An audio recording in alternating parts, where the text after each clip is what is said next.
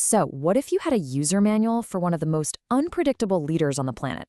Well, that's pretty much the whole premise of the book, Inside the Leader's Mind. In this explainer, we're going to dive deep into its psychological analysis. The idea is to look right past the day-to-day politics and really decode the deep underlying patterns that drive his behavior, and maybe even predict what he's going to do next. Okay, so the whole analysis really kicks off with this central nagging problem. For years, all the moral outrage, all the traditional ways of condemning this figure, they just haven't worked, right? The book makes a really strong case that no matter how justified it might feel, all that outrage has been, and I quote, strategically useless. So the big question is, why? And when you look at the track record, it's kind of stunning. The book just lays out this long list of, well, failures. Fact checkers documented over 30,000 false claims, and it didn't really seem to change many minds. 2 impeachments? They literally became campaign slogans. And get this, even a 34-count felony conviction seemed to boost his poll numbers. So yeah, when you see all that, you realize it demands a totally different way of looking at things. And that brings us to the guiding principle for this entire analysis. The book puts it this way: understanding is not excusing, it is predicting. See, the goal here isn't to judge the behavior, one way or the other. It's to understand the mechanics behind it, to get how the machine works so well that you can actually start to predict what it's going to do next. It's all about shifting from just reacting to anticipating. All right, so where does this psychological operating system, as the book calls it, where does it even come from? The argument is that it was forged in the fire of early childhood, shaped by 2 incredibly powerful and really damaging influences, what the book calls the brutal father and the phantom mother. So you've got these 2 forces pulling in completely different directions. On one side, you have his father, Fred Trump Sr. The lesson from him was simple: aggression is survival. The rule was attack, attack, attack, and never, ever apologize. Then, on the other side, you have his mother, Marianne.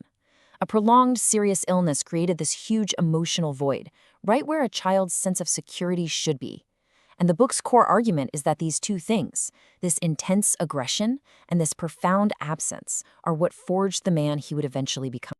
And you know, his father's life provided a really clear playbook for this. The book goes into the details: an arrest at a KKK rally in 1927, a Senate investigation for profiteering from public contracts, a huge lawsuit from the Department of Justice for racial discrimination. So what's the big takeaway his son would have learned from watching all of this? Simple.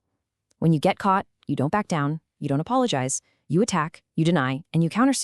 And at the heart of it all was this one central command: be a killer. I mean, that was the family's operating system, right there. The book talks about how Fred Sr. absolutely tormented his oldest son Freddie because he just wasn't ruthless enough. That pressure, it's argued, played a role in Freddie's eventual death from alcoholism. For his brother Donald, though, that lesson wasn't just learned, it was completely mastered. Okay, so that's the father. Now let's pivot to that other formative wound. According to the book, when Donald was just 2.5 years old, his mother had a near-fatal hemorrhage. She was in and out of hospitals for the better part of a year. Now, you have to imagine, for a toddler at that incredibly critical stage of development, having your main caregiver just vanish like that is a massive, profound trauma. According to the book's analysis, this kind of maternal absence creates a very specific psychological pattern. Let me break it down simply. If a child learns that needing your mom just leads to pain or disappointment, what do? They learn to stop needing her. It's a survival mechanism. And this, the book argues, results in an adult who is deeply uncomfortable with emotional intimacy, someone who sees all relationships as basically transactional. Why? Because real, genuine connection just feels way too dangerous.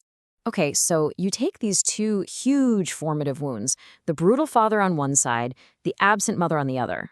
And what do you get? You get what the book calls a very rigid psychological operating system. And this system, it argues, runs on 3 core predictable patterns that have been consistent for like over 70 years. All right, the first pattern is something called splitting. Think of it as a completely binary worldview. It's all black and white. People are either the most wonderful, amazing geniuses or they're total, disgusting losers. There is 0 middle ground. So an ally who offers even the slightest, mildest criticism, boom, they instantly become an enemy that needs to be destroyed. And that really helps explain the incredible volatility we see in his relationships. And this splitting mechanism leads right into what the book calls the loyalty trap. The analysis is pretty clear on this. Loyalty is a one-way street. It's demanded, but it's never really returned. People are put on a pedestal, they're idealized, but only for as long as they're useful. I mean, think about Michael Cohen, Jeff Sessions, James Mattis. They were all the best, terrific, great, right up until they weren't. The second their usefulness was over or they dared to show some independence, they were just devalued and thrown away. And that brings us to the third pattern, the vengeance algorithm. The book breaks it down like it's a computer program with 4 clear steps. Step 1, any criticism, no matter how small, is perceived as an existential attack.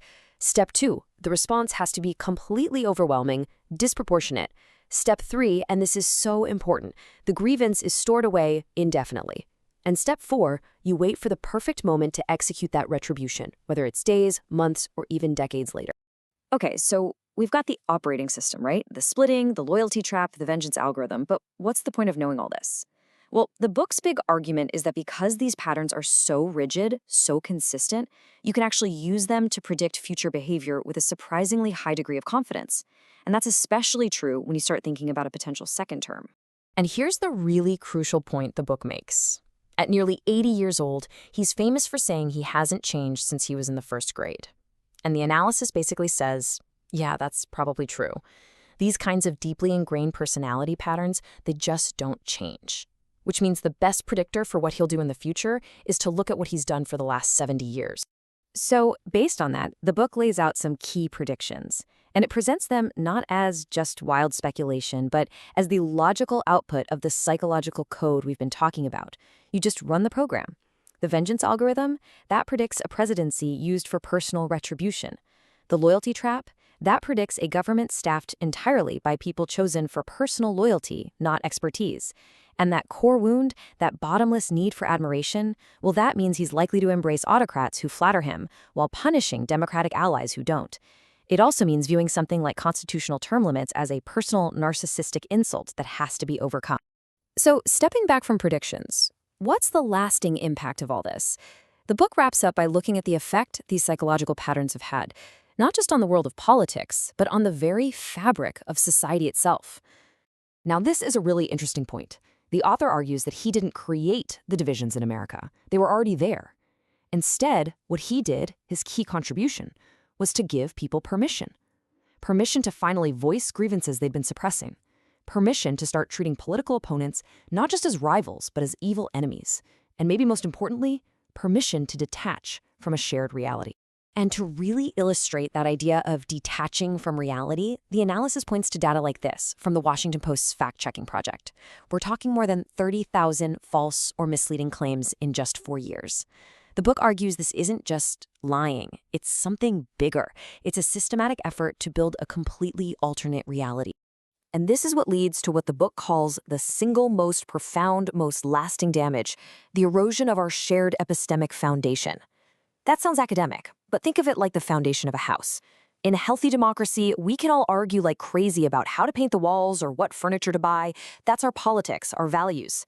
But we all have to agree that the concrete foundation is solid, that there are basic, verifiable facts. The book's point is, when you deliberately attack and crack that foundation, the entire house of self-government starts to become unstable. And this is where the analysis leaves us. It turns the whole thing right back around to the reader, to you. The book's final point is that understanding all these patterns, this whole psychological deep dive, it isn't just some academic exercise. It creates a responsibility. And so, it leaves us all with one final, very provocative question. Once you have the user manual, what do you do with it?